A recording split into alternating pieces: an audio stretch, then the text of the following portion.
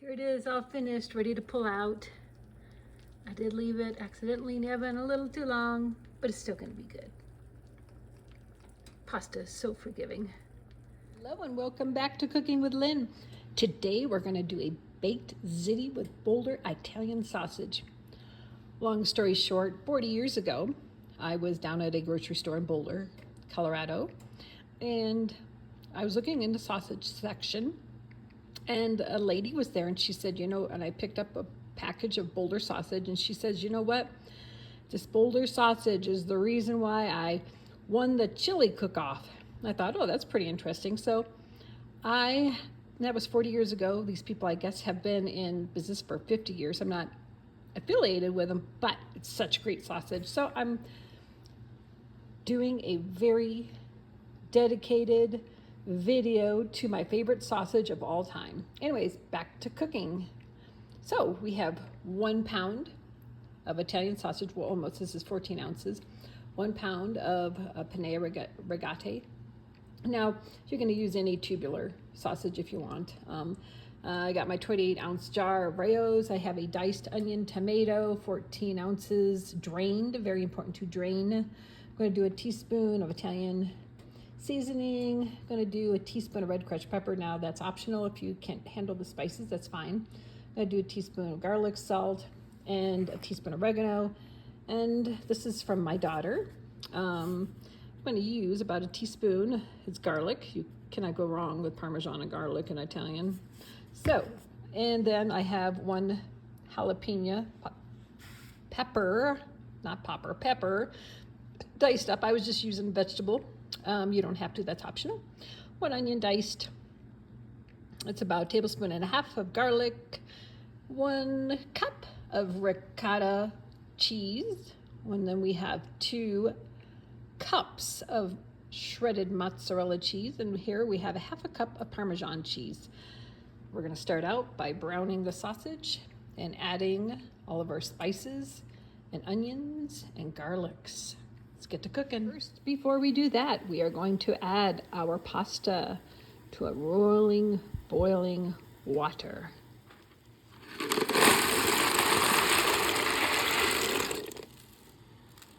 All right, the round tubular pasta is cooking. Now we're going to add Boulder sausage, my favorite. No nitrates, always fresh, never frozen. No artificial ingredients. I love this sausage, have for years. Hard to believe I've been using it for 40 years.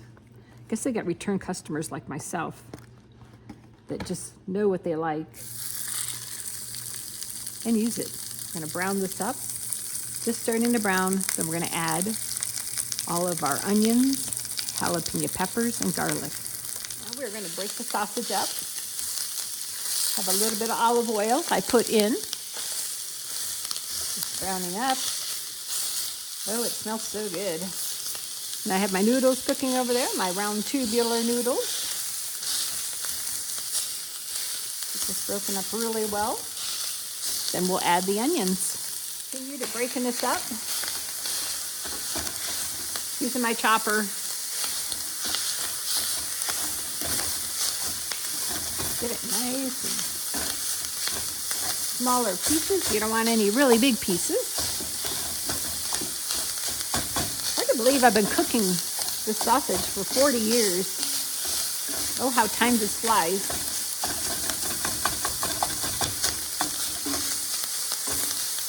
Okay.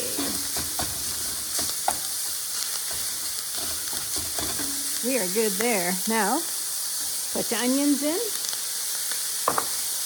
Jalapenos, these are very optional. I was just using up what I have in my refrigerator. No guts, no glory. I did the seeds and all. Jalapeno. Oh, it smells so good.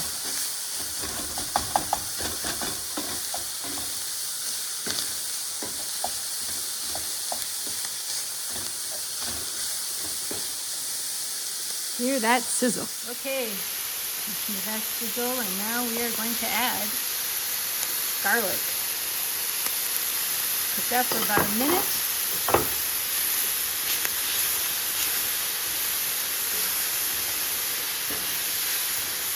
Looking good.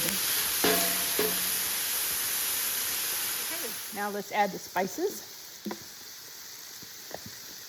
I'm going to add about a teaspoon of Italian. I'm going to do about a teaspoon of crushed red pepper. You don't have to add that. This is optional. I like zip to my stuff. Oregano, about a teaspoon. And my daughter just bought this for me. It's Parmesan and black garlic. She said it's really good. So I'm going to do about a teaspoon of that. Oh. Mix all this up.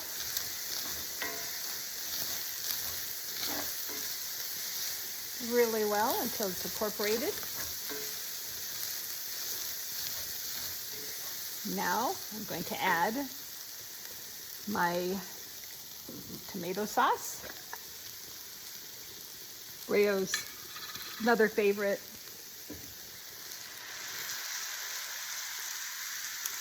And drained can diced tomatoes. I got the Italian sleeve style. I'm gonna let this simmer for about 10 minutes. And then we're going to go over and let's check the noodles. We're gonna add the noodles once they're all cooked. And then I'll show you the rest of the story.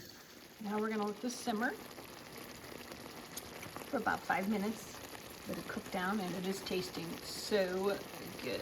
Always taste your sauce. Always, always, always.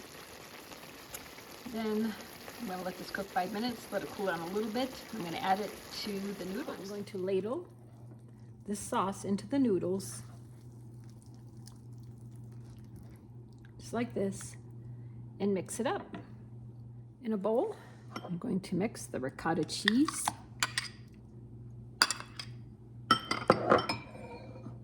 half of the mozzarella cheese,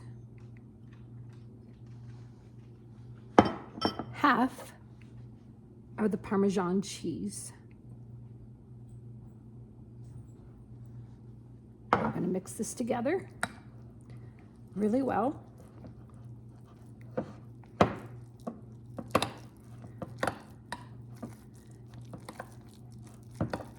Just like this.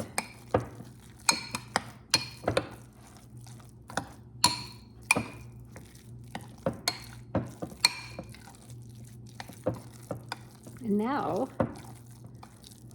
here's the trick. Now I'm going to add this to the pot that has the sauce and the tubular pizza. Mix it well. Put it in a 9x13 dish. First, you spray the dish very well. Then, on top, I add the rest of the mozzarella cheese and the Parmesan cheese. Now you can cover it for 20 minutes. Of the 35 minutes, we're gonna bake it at 350, or I'm gonna leave it uncovered because I like a nice brown texture to my pasta always, but some people don't like that. And so that's you, which is fine. Just go ahead, cover it for 20 minutes, and the last 10, 15 minutes, go ahead and pop that tent off to get a little bit brown. Let's go to the pot. We're gonna add our mixture, just mixed up. This is kind of like a one-pan dumps. It's really good too. Now we're gonna mix it all together. Pour it into a 9x13. And this is ready to roll in the oven. Oh, it smells so good. And it looks good too. Just mixing it all together. Gives it a nice creamy mixture to the tomato sauce. And my butt, of course, famous Boulder sausage that I've been using for over 40 years. All right, let's put it in a 9x13 pan that's been sprayed with a a spray, and we will go from there. All right, now for the defining moment. There it is, cooking and baking spray. Found my words. Put it in there. I know my daughter likes this. It's canola oil. She's very health conscious. And of course, nothing says love by buying your mother spices for the kitchen. My mom always bought me stuff for the kitchen when I was younger. So now we're gonna put this in the pan. Whoops, got some escapees here. That's okay, we'll correct that. Okay, I'm going to fill this baking pan up. Then I'm gonna top it off with the cheeses. Okay, here it is. Clean the pan up. Makes it look a little cosmetically prettier when it's baking. Okay, and I'll clean that up there. Now, I'm gonna spread the remaining 1 cup mozzarella cheese on top.